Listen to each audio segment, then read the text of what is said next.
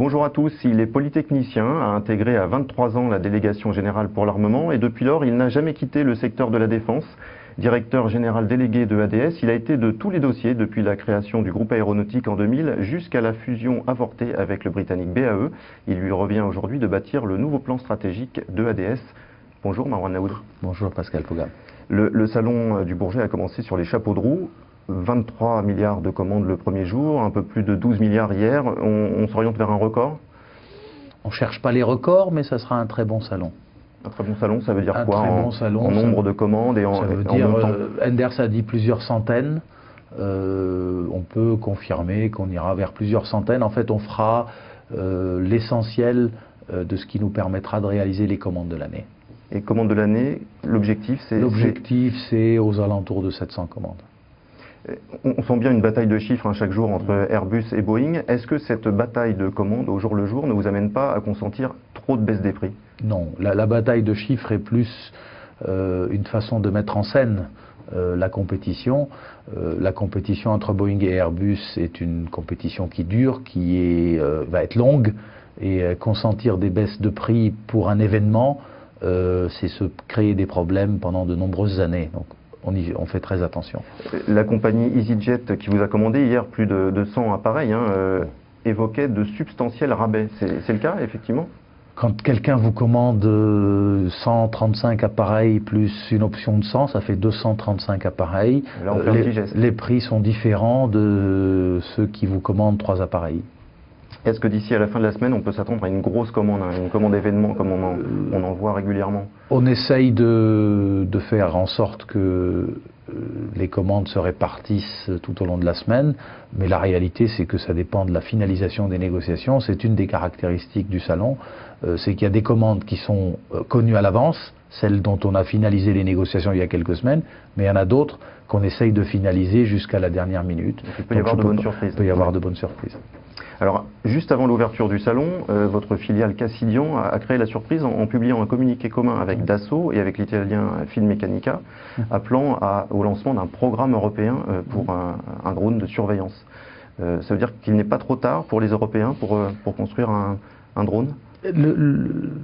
L'activité drone, l'activité, on va dire, sans pilote à bord, la terminologie anglaise est plus adaptée, on dit unmanned, qui veut dire il n'y a pas d'homme à bord, est une technologie de rupture. C'est quelque chose de très important pour l'avenir de l'industrie aéronautique militaire et je pense aussi pour l'avenir de l'aéronautique civile. Donc il est important que l'industrie européenne dispose de ses propres capacités. C'est le sens de l'appel de Dassault, Finmeccanica et Cassidian, c'est de dire il faut qu'il y ait des capacités européennes autonomes. Et à l'horizon 2020, c'est ce qui est dit dans le communiqué. L'horizon 2020 est une bonne indication. Pourtant, certains spécialistes de la défense disent qu'après la commande de drones américains par l'armée française, il est trop tard parce que, quoi qu'il arrive par la suite, les militaires français commanderont les mêmes appareils pour profiter à plein de l'effet de série. Il n'y a pas réellement d'effet de série en matière de drones. Quand on parle d'équipement de drones, si vous prenez la totalité des drones de surveillance, je parle de cette catégorie-là, qui sont disponibles dans le monde, aujourd'hui, on parle même pas de plusieurs centaines, c'est entre 100 et 200 systèmes qui sont déployés. Eh bien, on ne peut pas vraiment parler d'effet de série.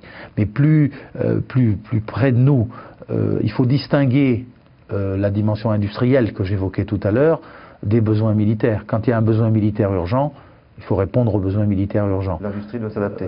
Absolument. C'est l'industrie qui s'adapte aux militaires, c'est pas l'inverse. Il y a tout juste un an, vous entamiez un travail de rapprochement avec le britannique BAE, rapprochement qui a échoué. Le dossier est totalement fermé aujourd'hui? Le dossier est fermé pour de longues années, je pense. Pour quelle raison?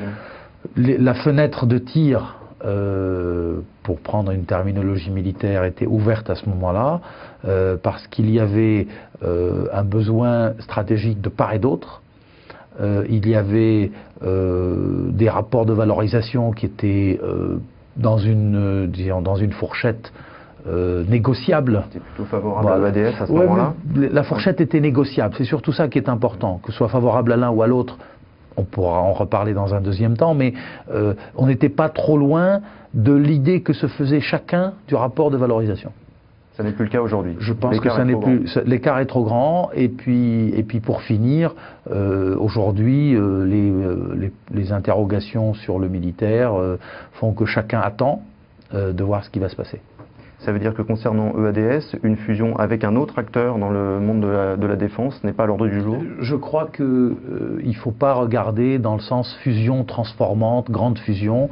Je pense qu'on ira plutôt dans des adaptations de périmètre et jouer un rôle dans la consolidation européenne si il y a quelque chose qui se passe, mais ce n'est pas à l'échelle de la fusion qui était envisagée avec BAE. Adaptation de périmètre, ça veut dire qu'on prend métier par métier, on grossit là où on souhaite grossir et on se défait de quelques activités. Ce sera le cœur du plan stratégique. Vous faites une description tout à fait exacte de ce qui nous attend. Donc c'est ce que vous êtes en train de lister. Tout à fait. Ce plan stratégique, on le connaîtra quand?